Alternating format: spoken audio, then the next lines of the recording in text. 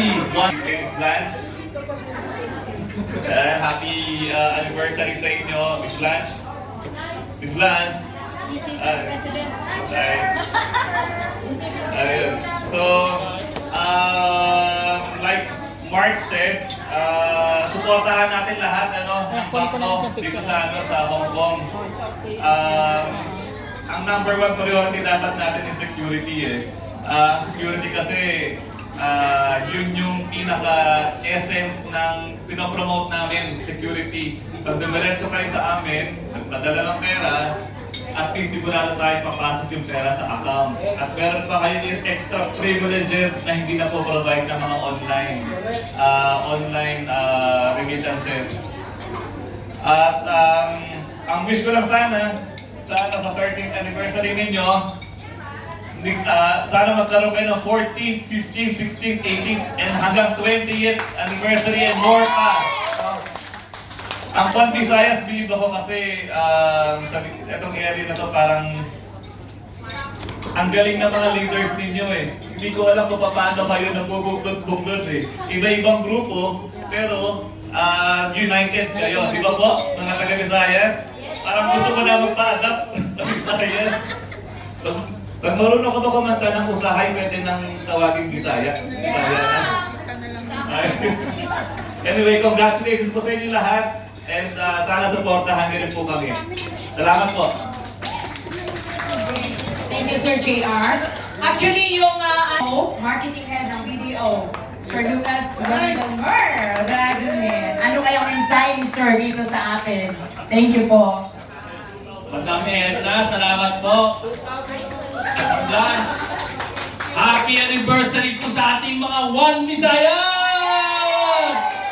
Yes, ako po si Lucas Regalit ng video at aming pinaparating ang happy anniversary sa lahat ng miyembro ng One Visayas. Actually, dapat si Boss Joe will be here also, but medyo may ibang event din kami, kaya actually talagang Anyway, masaya kami at nakita namin uli at naimbitahan kami muli sa inyong anibersaryo.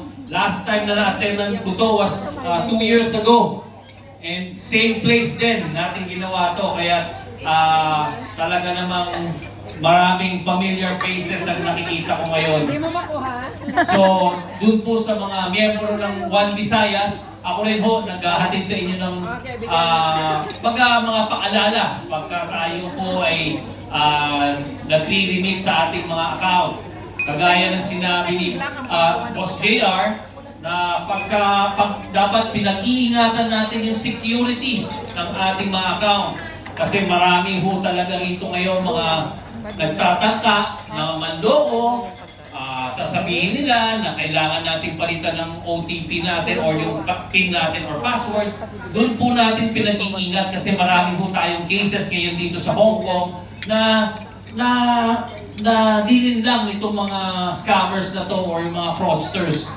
Kaya kayo ho, kami sa mga bangko, hindi ho kami nanghihingi ng OTP nyo or any PIN or user ID nyo. Wag kayong magbibigay ng kahit anong information. Not unless pupunta ho kayo sa worldwide at dumiretso ho kayo sa aming mga opisina para sa ganun ho, malaman nyo kung talagang legitimate yung mga nagpapadala sa inyo ng mga mensahe na yan.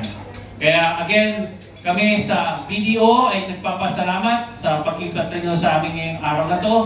At again, happy anniversary at enjoy natin ang maghapon. Thank you! Sir Lucas.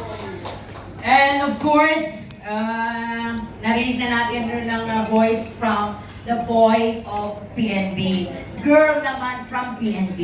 Nandito po natin sa hapon ngayon, we have Head of the Small Business Development, PNB Criminals. Ma'am Edna.